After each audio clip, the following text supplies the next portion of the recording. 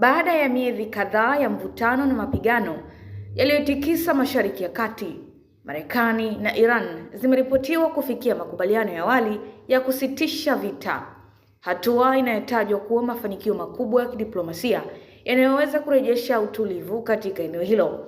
Taarifa hizo zimetolewa na viongozi wa pande husika pamoja na wapatanishi waliohusika katika mazungumzo hayo. Kwa mujibu wa taarifa zilizochapishwa Jumapili, makubaliano hayo yanahusisha kusitishwa kwa operesheni za kijeshi kwa muda wa siku 60, huku mazungumzo zaidi yakifanyika kuhusu masuala nyeti yaliyosababisha mgogoro huo, ikiwemo mpango wa nyuklia wa Iran na vikwazo vya kiuchumi vya Marekani.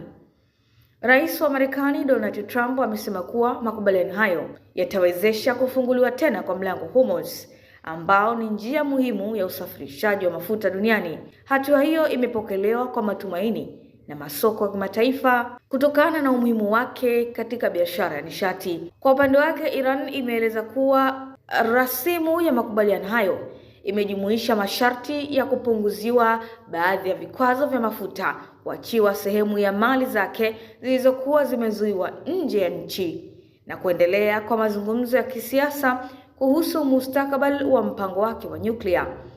Hata hivyo, bado kuna masuala kadhaa ambayo hayajapatiwa ufumbuzi wa mwisho. Wachambuzi wanasema mazungumzo yajayo yataamua ikiwa makubaliano hayo ya muda yataweza kubadilishwa kuwa mkataba wa kudumu wa amani katika mataifa hayo mawili. Wakati huo huo, baadhi ya makundi yenye msimamo mkali ndani ya Iran yameonyesha kutoridhishwa na baadhi ya vipengele vya makubaliano hayo.